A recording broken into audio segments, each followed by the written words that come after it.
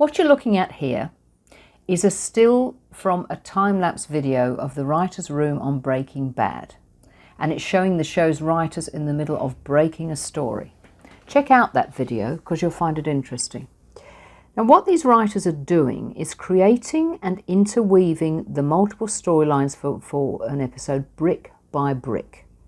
This is how the show's creator and showrunner Vince Gilligan, shown standing here, very aptly describes it.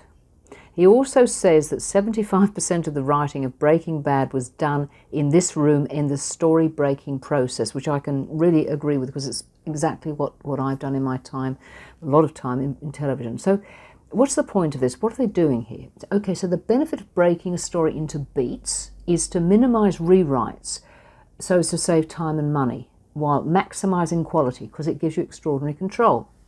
It gives the writers this just amazing control of the story issues. And, you know, for my own part, as I say, I mean, having learned how to create and interweave storylines is, I'm sure, what permits me to explain multiple non-linear and flashback story structure, because I've learned how to create separate plots and interweave multiple plot lines. So, you know, if you're interested in non-linear and flashback, you'll need to learn a beat theory too, which is what this course is really about.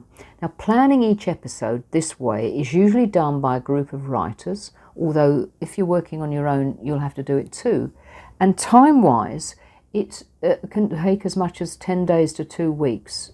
You know, on your own, it'll take you longer. It's depending on how many episodes you do in the one sitting and so on. There are various ways of doing it, but essentially, this is what we do.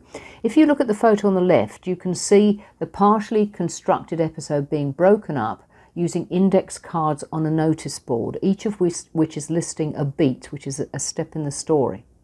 Now, notice the gaps in the board and how scenes at the end have been put in while the start of the episode is still incomplete, but the shape of the episode is starting to come together.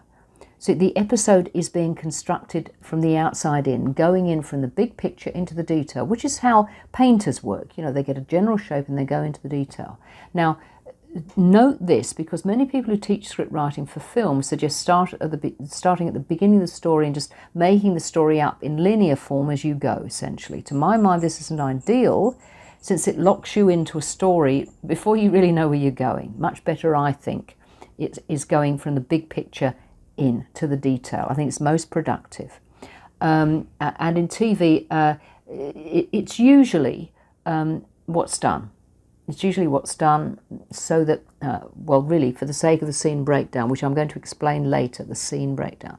So what's the big deal about this? Why is this being done? It's about professional survival. The reality is that if you want to write for TV, whether, you know, writing on your own show or creating your own material, but you don't know precisely what these writers in the video are doing, or you aren't confident that you could walk into that room and sit down and contribute along with everyone else, that you know everything that they're thinking about, everything that they're doing, well, you do need to learn, and you need to do it as a matter of urgency. You know, TV is the realm of multiple protagonists and multiple storylines that must be created and interwoven at speed and within very, very specific parameters determined by budget, actor availability, and allocated screen time, and so on. I'll talk about that later in detail. Breaking the story is really the essence of it. It's how you do it. And unfortunately, if your script writing training is all about creating one protagonist on a single linear journey, it's not going to help you.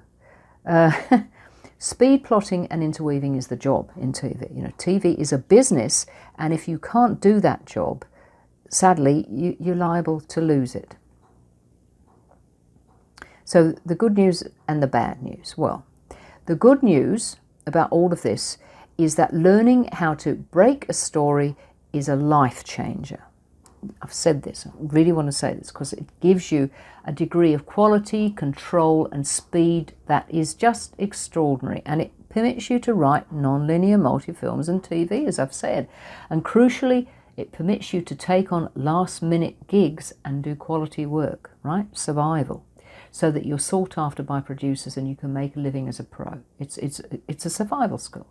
Now, the bad news is that breaking a story is difficult, it's counterintuitive, so you need to learn it, and I'll explain beats and I'll give you practice, which is essential.